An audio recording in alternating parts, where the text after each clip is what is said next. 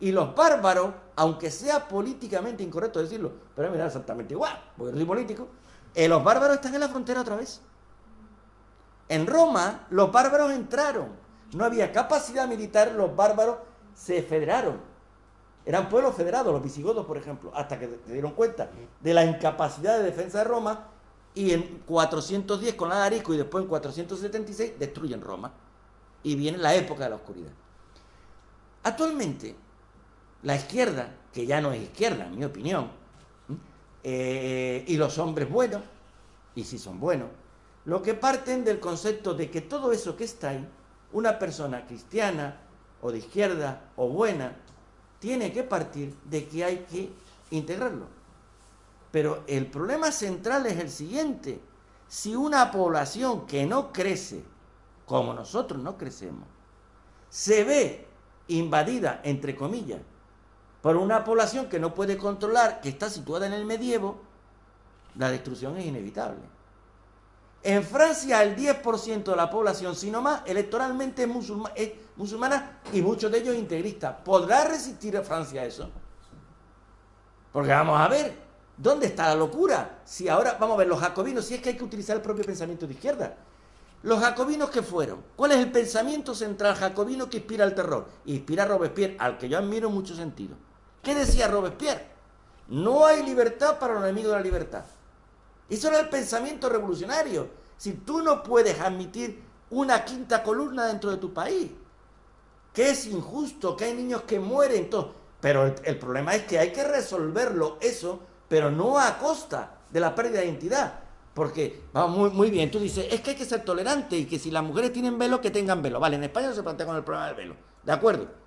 Pero es que el problema del velo ya no es el problema del velo. No sé si sabéis que en algún país europeo los scouts han variado todo su rito, porque como en algún precepto, en alguno de los ritos, se hablaba del ser divino, de Dios, pues molestaba a los niños musulmanes y se lo quitan de en medio. Entonces, como en el pensamiento masónico, con respecto a Dios, ¿qué se decía? Con respecto a Dios, ¿qué se decía? No a esos incultos, ¿cuál es la frase exacta? Ateos, tal, a eso tal. Vale, entonces, ¿qué hacemos con nuestra civilización? Si es que la civilización europea es Grecia, Roma, el cristianismo, porque el cristianismo, a diferencia y yo soy medio moro, yo he nacido en Tánger y yo me conozco el Corán bien, a diferencia del pensamiento cristiano, el problema del Islam es que no hay distinción entre la ciudad de Dios y la ciudad del hombre. El dar a Dios lo que es de Dios y dar al hombre lo que es del hombre no existe en el Islam. Por tanto, es muy difícil que ellos superen esa barrera de distinción. Entonces, ¿qué hacemos? Por tanto, ese porvenir, si quieres, futurista, científico, de un robot perfecto que equivale a Dios, eso depende de qué va a pasar con el fenómeno que está ahí, que somos incapaces de tal. O sea, en Alemania hay 1 millón de personas que entraron. ¿Hacia dónde van a evolucionar? ¿Seremos capaces de integrarlo o no? Y por otra parte, no tenemos fuerza intelectual. Toda persona débil, o sea, la persona con personalidad tiende hacia el autoritarismo. Las civilizaciones con autoridad tienden al autoritarismo, eso es verdad. Pero las civilizaciones débiles o las personalidades débiles tienden a ser destruidas ellos. Si tú eres incapaz de defender bueno, en lo de Europa, Grecia, Roma, el cristianismo, la ilustración, la Revolución Francesa y el estado del bienestar, sobre eso se construye Europa. Pero es que el cristianismo nos marca filosóficamente. Nos marca. Si tú eliminas el cristianismo, y eso no se tiene por qué ser cristiano. Una cosa es ser cristiano y otra cosa completamente distinta es ser consciente de que la base cultural, los cimientos de la cultura que viven están ahí. Mirad, por ejemplo, Estados Unidos, y con esto ya voy a terminar. Bueno, vamos a ir con otra pregunta. En Estados Unidos, la jurisprudencia del Tribunal Supremo norteamericano, que es de una brillantez excepcional, la ley, y como a mí me gusta tanto la historia, bueno, no es que también hay mucha gente que lo dice, es puritana, es calvinista. El juez Brandeis dice en una sentencia lo siguiente: la luz del sol es el mejor de los desinfectantes.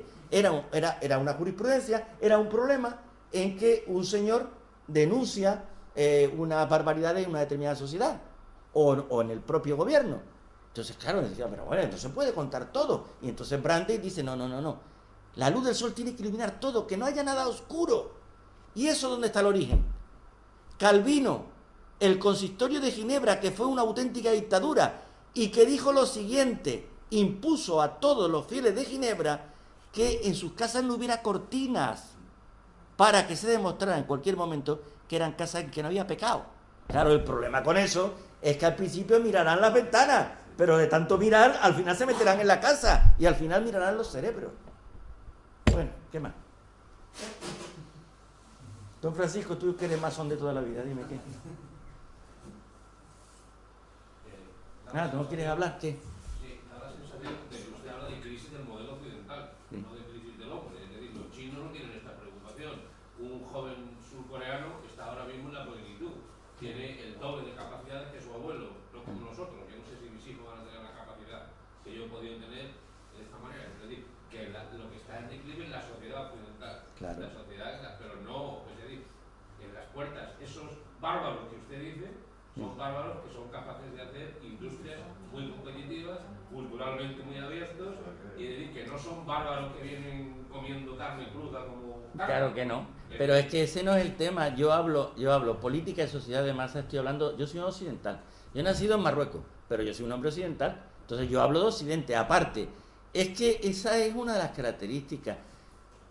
Yo he hablado de tantas cosas que he dicho, que Piketty está equivocado.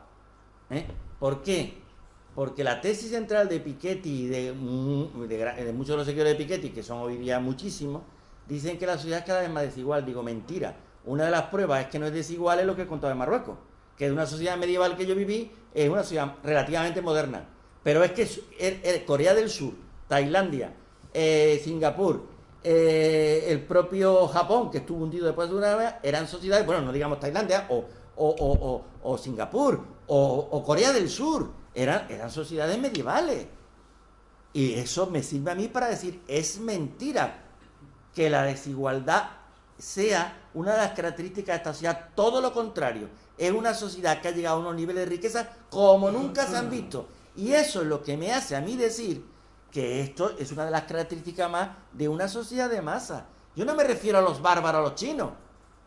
Yo me refiero a los bárbaros, a los que son... El bárbaro, para el romano, era el extranjero, era el extraño. Pero eso no es lo que es.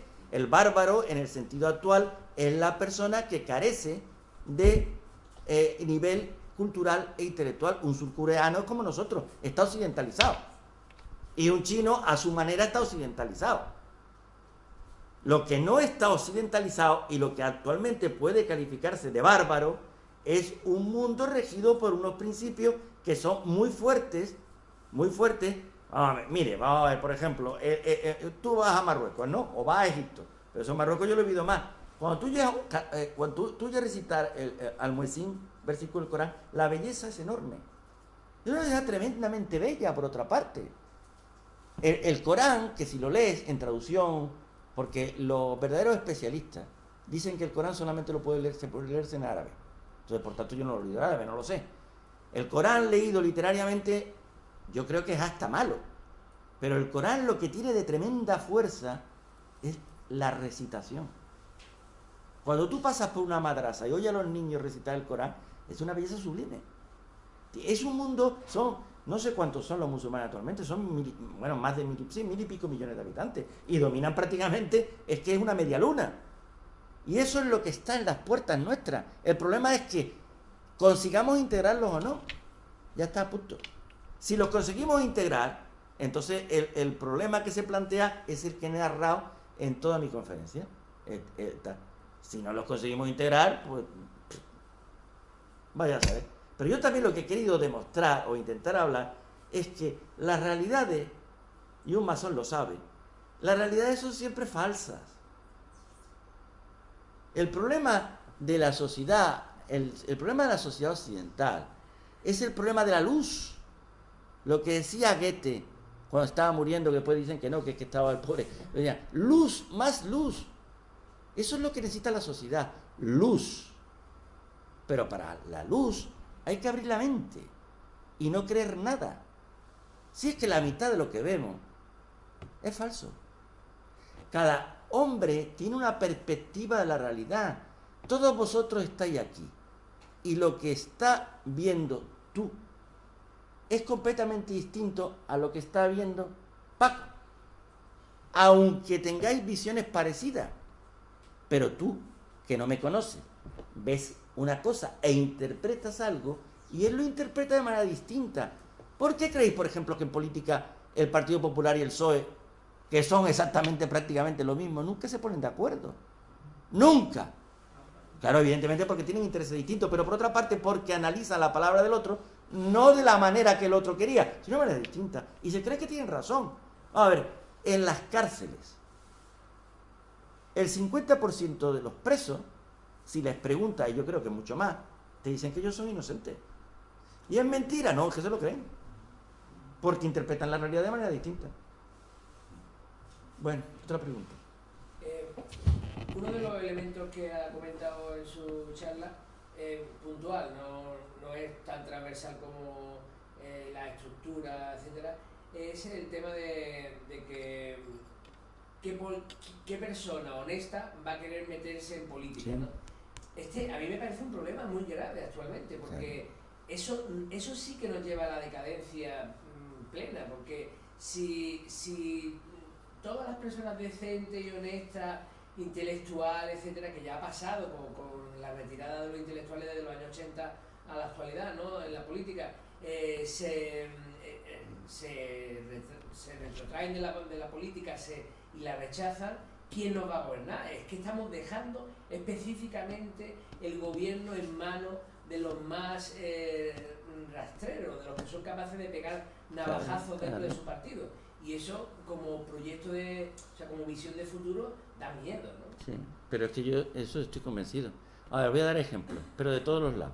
Felipe González. Felipe González realmente porque cae. Estuvo a punto de ir a la cárcel, ¿por qué? El tema de los GAL. El tema de los GAL, ¿quién lo sacó? No lo sacó la izquierda. Sería lógico, ¿no? La banda Baader-Meinhof en Alemania. La banda Baader-Meinhof se la liquidaron en la cárcel, dicen, ¿no? Eso tampoco está demostrado. Pero en principio, tanto a Baader como a Meinhof, como a otros, murieron en la cárcel. Y lo que siempre se ha dicho es que fue la propia policía alemana la que se los cargó. Pero hay un ejemplo más claro, el IRA. Margaret Thatcher, aquí hace unos años, un miembro del IRA, al salir de Gibraltar, lo mataron en Málaga. Me parece que fue en Málaga. Margaret Thatcher sale a la Cámara de los Comunes y dice: aquí no se habla más del tema, soy yo, llevarme a la cárcel. Nadie la llevó a la cárcel. Sí. Claro que la ética es la ética, pero el combate tiene que tener reglas. Es decir, en Francia, en la época de la invasión alemana, después también era mentira lo de la guerrilla. Ahora ha salido hace poco un libro que demuestra que la guerrilla francesa fue fundamentalmente española. Es decir, en Francia hubo un colaboracionismo horrible, aunque hubo personajes como Jean Moulin, y hombre, evidentemente hubo resistencia. Vale, pero si en Francia yo tengo 18, 19 años, en aquel entonces, con la ilusión y la capacidad de lucha que tiene un joven, me dicen, tienes que integrarte en la resistencia, yo me integro en la resistencia y mato. Es duro, pero yo lo hubiera hecho, con mi pasión. Entonces, el problema en la vida es que las palabras no sirven. Tú puedes decir, el GAL fue un asesinato de Estado, claro, pero la OAS no fue un asesinato de Estado. No fue la banda Meinhof un asesinato de Estado. ¿Qué hace frente a eso? Rechazarlo, claro, pero aquí hay una diferencia, que la lucha, la guerra sucia contra la ETA no la empezó el PSOE. La guerra sucia contra la ETA la empezó el franquismo. Y en la época de Fraga estaba claro que los movimientos los movimientos paramilitares estaban actuando. ¿Y quién fue el que planteó el tema del GAL? Fijaros, Pedro J. Ramírez, Luis Marián Son y no me acuerdo quién. Si fue sociológicamente la propia derecha. ¿Con qué ánimo? Destruir a Felipe González. Pero bueno, vamos a ver, el tema de Aznar, por ejemplo. El tema de Aznar se metió en la guerra de Irak. Y ha habido querellas a montones. No ha habido ninguna posibilidad, pero ha habido querellas a montones. Pero pongámonos en todo plantearlo. Vamos a ver. La guerra de Irak fue un desastre. ¿Por qué? Porque hubo un cálculo por error, por torpeza, que es muy posible que sea por torpeza, de la inteligencia norteamericana con respecto al arma de destrucción masiva. O a lo mejor no, a lo mejor es porque Bush tenía interés en lo del petróleo. Vale, entonces eso políticamente es rechazable. Pero vamos a ver, si tú tienes un aliado en un momento de vida o muerte para el aliado, ¿tú qué debes hacer? Es tu aliado. Aznar hizo la estupidez de ególatra, de la patita para arriba en la reunión y toda esta ridiculez. Pero un estadista, lo cierto y verdad es que Aznar nos situó por primera vez en muchos años en pleno centro de la política internacional. España, Inglaterra, Estados Unidos. Las posibilidades que teníamos entonces hubieran sido enormes. Que se equivocó, bueno, la inteligencia española no existe. La inteligencia militar aceptó como Blair, aceptó tal. Si es que el problema que yo os planteo es la realidad de lo que vemos. La realidad de lo que vemos. ¿Qué es lo real y qué es lo falso? Si tú ves la televisión, ves la prensa y oyes a los políticos, ves una realidad. Pero esa realidad existe. ¿Qué es lo que nos están transmitiendo? Dentro de 50 años, ¿qué van a decir de todo lo que está pasando ahora? ¿Por qué pasó la Guerra Civil Española? La Guerra Civil Española pasó por lo que pasó. Pero ¿cuál fue el último acto parece ahora? Azaña, que tenía un proyecto político, era auténtico hombre de Estado español en el siglo XX, bueno, pero lo que pasa es que nos condujo donde nos condujo, pero era el hombre, el gran estadista español, plantea lo siguiente. Él sabía que la burguesía para hacer la revolución política era muy débil en España. ¿Cuál fue su proyecto? Se lo podéis leer porque hay infinidad de discursos. Él, aparte que era un literato, pero donde está su pensamiento político en los discursos. Él sabía que no podía triunfar sin la alianza de la clase obrera. Entonces, toda la política de Azaña fue la confluencia de Izquierda Republicana, que era su partido, Unión Republicana, que era el partido de Martínez Barrio, el Partido Federal, que era muy eso, y el Partido Republicano Nacional de Sánchez Roma. Era la República, por el Partido Radical Socialista, pero el Partido Radical Socialista se mete en Izquierda Republicana.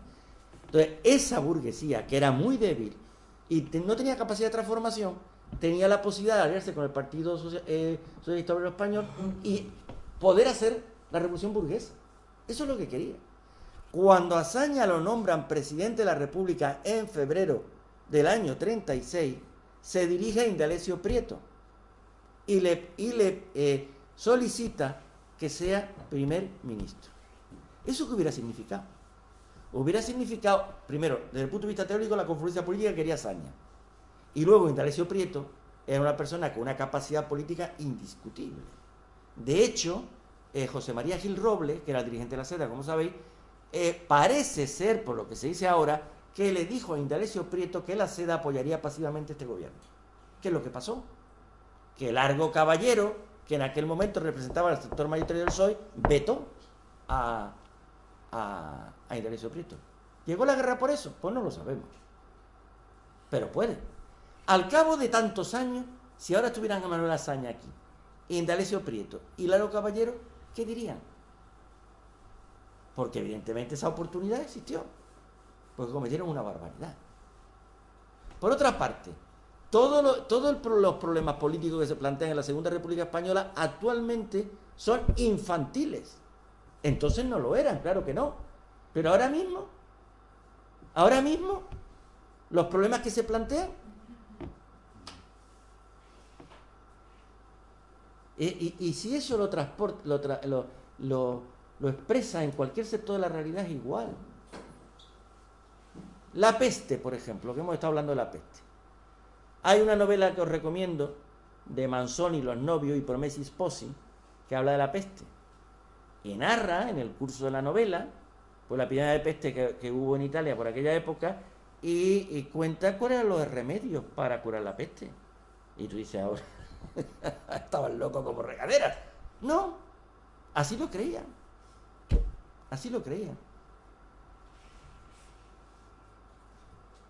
Las conferencias actuales. Yo estoy dando una conferencia, ¿vale? Dentro probablemente de 50 o 100 años, si el mundo sale nuevamente, esto es ridículo. ¿Por qué? Porque se parte de un determinado concepto de la realidad que es del siglo XIX. La transmisión vertical de la sabiduría. Es Entonces se acude a la conferencia porque hay un señor que sabe de algo. Dentro de 100 años, todo el mundo sabrá prácticamente igual, porque los medios de acceso a la cultura y a la información y dirán, que ve, hacían una cosa llamada conferencia. Y como eso, todo. Pero bueno, si hasta el siglo XVI se pensaba que la Tierra era plana, ¿qué ha pasado? 400 años, ¿cuántas generaciones son? Y muy probablemente, bueno, vamos a ver, hay una cosa para terminar, hay una cosa genial, que me he olvidado de deciros. Actualmente hay varios científicos de primer nivel, es en relación con los comentados al principio, que dicen que es muy posible, lo que pasa es que son científicos, no lo pueden asegurar, que nuestra realidad sea virtual, en Matrix. Pero eso encaja con la caverna de Platón, si no hay nada nuevo en el mundo. ¿Qué era la caverna de Platón? Un montón de señores de cara a la pared, de cara a la cueva, y la luz estaba afuera, con lo que veían era sombra y creían que la realidad era sombra. A unos lo sacan y cree que ya sabe, que ya conoce el universo, se queda así. Pero es mentira, tampoco lo conoce. Lo que conoce es una nueva caverna. Entonces, ¿qué conocemos nosotros? Y además, ¿quién nos demuestra que no es una realidad virtual? Yo tengo un amigo genial, porque cuando le hablo de estas cosas me dijo que él de niño tenía ese problema. Él creía que el mundo podía ser un teatro y que lo estaban engañando. Esto es como el show de Truman, ¿habéis visto la película? Es igual. Este niño, que es muy inteligente, un día se metió debajo de la cama, dejó la puerta abierta de su cuarto, porque pensó que la manera de descubrir que le estaban engañando era si se metía en la cama y no lo veían. Evidentemente no llegó a ninguna demostración concluyente, porque la madre estaría hablando de la sopa y el padre tal, pero realmente conocemos la realidad. Yo muchas veces lo hago con amigos, desde niño, en plan guasón. Me pongo a mirar a la cara y le digo, bueno, cuando me conoce poco, digo, ¿tú existes realmente? ¿Qué nos dice que existamos? Todo esto es un sueño. Y está en la literatura. Como decía, sueña el rico que padece, no, sueña el pobre que padece su miseria y su pobreza.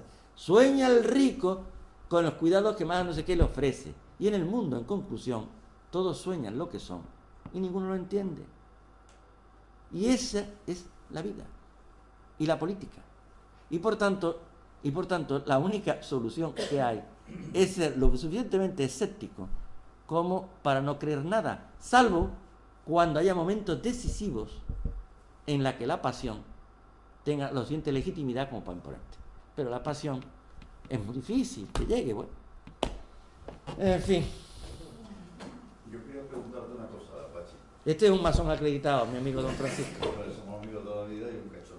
Bueno, sí. Sobre todo por el título de la conferencia, lo que iba a ser sobre la ética y la política. Bueno, eso es lo que iba a hacer. Yo Sí, pero a mí hay una cosa que me preocupa mucho, que ha salido por aquí, o flecos de conversaciones que yo he entendido. Tú decías que la Edad Media, que por razón, toda la ilustración que tú tienes, la instrucción que tú tienes, el conocimiento que tú tienes, que la Edad Media las ciudades se amurallaban para evitar, por ejemplo, la peste, para que la peste no entrara. Cosa absurda porque la peste entraba y destruía todo. Yo creo que ahora, todo el mundo sabe que esta Europa que estamos padeciendo, sufriendo, también tiene una peste. Y construye muros, construye vallas desde Melilla a toda Europa, y esa peste se llama los migrantes. Entonces, claro, tú dices, es que aquí hay que tener un poco de frialdad en el juicio, porque si dejamos entrar, por ejemplo, a todos los musulmanes, por ejemplo, puede llegar un momento en que acabe conquistándonos. Y de hecho hay el autor francés Michel Houellebecq, lo ha previsto, en su última novela, su misión. eso es, plantea el tema, así que Francia acabará siendo islamizada, ¿no? Claro, pero es que la solución a eso, lo que se está haciendo por parte de los gobiernos europeos, es que la ultraderecha está tomando posiciones en el gobierno desde Hungría, Polonia, ya en Le Pen en Francia, en Alemania cada vez más la extrema derecha, incluso los países nórdicos, que eran países donde los derechos humanos tenían más desarrollo. Entonces, el tema es qué hacer. Campos de concentración, volvemos a tener campos de concentración, volvemos a repetir la historia del nazismo, puede venir otros tiros. Es decir, ese tema yo creo que es preocupante, es decir, nos defendemos, los enclaustramos, volvemos a las cámaras de gas. ¿Qué hacer? Ya. ¿Qué te Bueno, va? sí, Paco, vamos a ver. Sí, es que eso es real. El problema es que yo no doy soluciones. Como yo soy una persona pesimista, yo no os he dado soluciones. He narrado lo que yo creo. Ahora, de todas maneras, si se es cartesiano, si el problema... vamos a ver, ¿por qué se producen las migraciones? Bueno, hay tesis que dicen que es producto del cambio climático. No sé si será verdad. Es decir, es verdad que está demostrado que en todos los periodos en periodos de cambio climático se han producido siempre indefectiblemente movimientos masivos de población. Es posible, no lo sé porque habría que conocer muy bien qué está pasando en África. Pero si no es así, es como consecuencia de que frente al bienestar nuestro hay una tremenda diferencia allí. Vale, ¿qué se hace? ¿Se les pone muro? Bueno, es que ahí está la inteligencia, ¿no? Es decir, hay gente que te dice, el problema lo que hay que hacer es intervenir con lo que cueste económicamente en el tercer mundo. Intervenir cueste lo que cueste, como si nos arruinamos. Yo lo que tengo claro es que yo quiero mantener el nivel, que puede ser falso también, pero es lo que creemos, el nivel de tolerancia, de libertad, de capacidad de debate, de civilización, de sensibilidad que tiene Occidente. Eso es lo que yo quiero. Ahora, ¿cómo reacciono? ¿Qué eficaz eres? ¿Cómo reacciono contra eso? ¿Me lo meto en campos de concentración? Evidentemente no sería la lógica del mundo occidental. La única posibilidad que me cabe es primero, la suficiente capacidad de Occidente para llegar a una política común con respecto a eso. Se está intentando con respecto al cambio climático, pues con respecto a eso. Es una política de inversión masiva desde el punto de vista económico en el sur. Es lo único.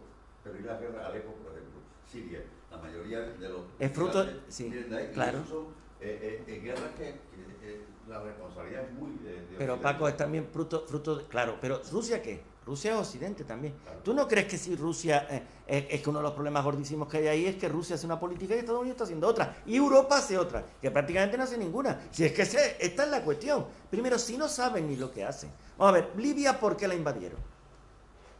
Da la impresión, cuando tú oyes hablar a Hillary Clinton y a Trump, dices, qué bestia el Trump, porque es real. Ahí sí que no caben dudas, ¿no? La inteligencia está situada en Hillary Clinton. Pero Hillary Clinton es una de las responsables, nada más responsable de la política de invasión de Libia. ¿Qué ocurrió con Libia? En Libia había un dictador como Gaddafi, además sangriento porque intervino en el tema del avión aquel célebre. Pero lo cierto y verdad era que controlaba aquello. Si es que la democracia, yo no me considero demócrata, Yo no soy un demócrata. Primero, lo digo en broma, medio en serio. Es decir, si la democracia es aceptar lo que diga la inmensa mayoría, lo que diga el pueblo, yo si estoy en Suiza, soy demócrata. Pero si estoy en el Yemen, no voy a ser demócrata. Si estoy en Alemania, soy demócrata. Pero si estoy en Afganistán, por supuesto que no. Vamos a ver, ¿yo por qué fui antifranquista? ¿Yo era demócrata entonces? La verdad que no. Porque la inmensa mayoría del pueblo era franquista. En los años 60 para adelante, el pueblo era franquista. Si es que todo es falso. El problema de Occidente es que no sabe lo que quiere. Y que además las clases dirigentes no tienen. A ver, ¿cómo es posible que a Estados Unidos creyera que iba a solucionar el problema con democracia en países como esos? Si en esos países, si hay elecciones, gana el integrismo. Y entonces lo que han hecho es destruir. En vez de crear estabilidad, lo que están creando una desestabilización. Bueno, además, aparte que Estados Unidos tiene sus grandes problemas, porque por ejemplo el fenómeno de Bin Laden, en gran parte, por lo que yo sé, y no lo sé del todo, porque claro, yo lo que sé es lo que leo, Bin Laden fue un producto norteamericano. Hubo un senador, hubo una película que se llamaba ¿cómo se llama? La de Charlie, el senador. La guerra de Charlie, bueno, si es cierto esa película y encaja, es que el fenómeno del yihadismo fue un fenómeno utilizado por los norteamericanos para cargarse a su enemigo histórico, que fue el gran error que ha ocurrido, porque Rusia era occidente. El marxismo-leninismo era un fenómeno occidental, y con tal de cargarse a Rusia, lo que hicieron y además Rusia entra en Afganistán, porque es la propia burguesía culta, aparte del Partido Comunista afgano, el que les pide ayuda, eran los nuestros. los productos de la Ilustración. ¿Y qué hizo Estados Unidos? Estados Unidos armó a Bin Laden. Bueno, a los partidarios de Bin Laden, claro, después les pasó lo que le pasó. ¿Qué decía? Bien, yo quería hacer una pequeña reflexión, que estoy de acuerdo con usted, de que el individualismo se está destruyendo. O sea, el poder económico, el capital, está destruyendo la individualidad de la persona, ¿no? Entonces, yo pienso que el capital se transforma. O sea, en tiempo de crisis produce en otro sitio, produce más y globaliza. Por lo cual, entiendo que es un problema esto. Y que el capital se acuerda tratados internacionales, el TTIP, el CEPA-Z, y todos estos son acuerdos para explotar más a las personas, ¿no? Y, o sea, eso es voraz. El hecho de producir más, de tener más de América, Canadá, la Unión Europea, sin importarle la persona, ¿no? Es una deshumanización total, ¿no?, de la persona.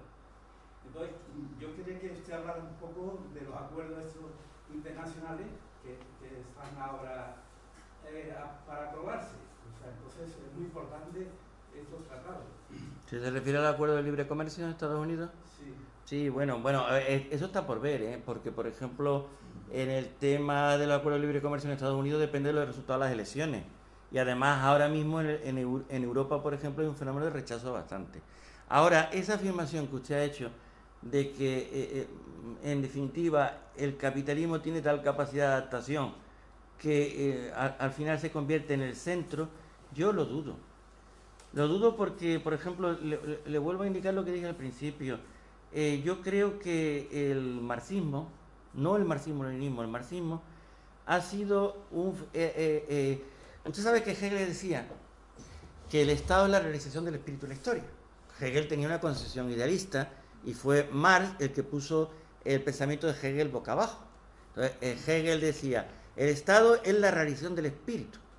Entonces, ¿qué ocurre? La historia es la realización del espíritu en cada momento, ¿no? A final de la Segunda Guerra Mundial se produce un momento interesantísimo en la historia de Occidente, que es la confluencia de los partidos comunistas, sobre todo, que poco a poco se van haciendo eurocomunistas, y los partidos obreros junto con la derecha, y crean lo que se llama Estado de Bienestar. Es decir, una síntesis entre el igualitarismo comunista, que fundamentalmente tuvo conquistas espectaculares a nivel de educación. Eso lo he experimentado yo tengo amigos de la clase obrera, vamos, ucraniana concretamente, que ahora se separa, de la clase obrera ucraniana, que saben de pintura más que usted que yo. O sea, en la educación y la salud lo conquistaron, pero a cambio de en algunos momentos gravísimos, como los procesos de Moscú, y tal, de ausencia total de libertad.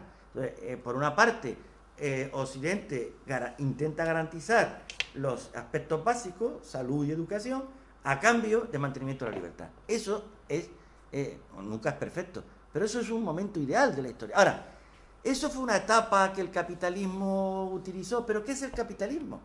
Es decir, muchas veces tendemos a crear concepciones conspirativas de la historia. Y todo lo que hace el hombre, todo lo que hacen los hombres individualmente es producto de lo que hace la colectividad. Mire usted la Iglesia, por ejemplo. La Iglesia no ha podido ser más nefasta en la historia de la humanidad, pero la Iglesia ha sido también lo más beneficioso en la historia de la humanidad, porque la Iglesia es un producto del hombre. O sea, ¿quién crea la Iglesia? La Iglesia la ha creado el hombre, todos los hombres. ¿O es que la Iglesia la creó el tonto el loco de Inocencio VIII, que tampoco estaba loco, contaba la realidad como es? No, la Iglesia es el producto de una determinada sociedad que necesita la Iglesia para defenderse. El leninismo, ¿quién lo crea? Pues lo crea en los países pobres, porque Maru, usted sabe que no tenía previsto eso. En Rusia lo crea en los países pobres la tremenda necesidad de liberación económica que tenía la clase obrera. Stalin, no Lenin. Aparte que todo es mentira también. Stalin era adorado en la Unión Soviética. Le llamaban el padrecito Stalin. Y cuando usted lee a Svetlana Ablesienka, a la que dieron el premio Nobel discutible, pero una maravilla sus libros, son más bien de un periodista, sobre el mundo ruso actualmente, el porcentaje de añorantes de Stalin es tremendo. Pero lo cierto es que Stalin, junto a ese carácter divino, paternal que tuvo para los rusos, Stalin fue el culpable de las mayores barbaridades. ¿Quién tuvo la culpa? ¿Stalin? La sociedad rusa. La sociedad rusa que tuvo tal crisis que solamente lo resolvió de la manera que lo resolvió. ¿Y Franco? ¿Franco qué era? Pues Franco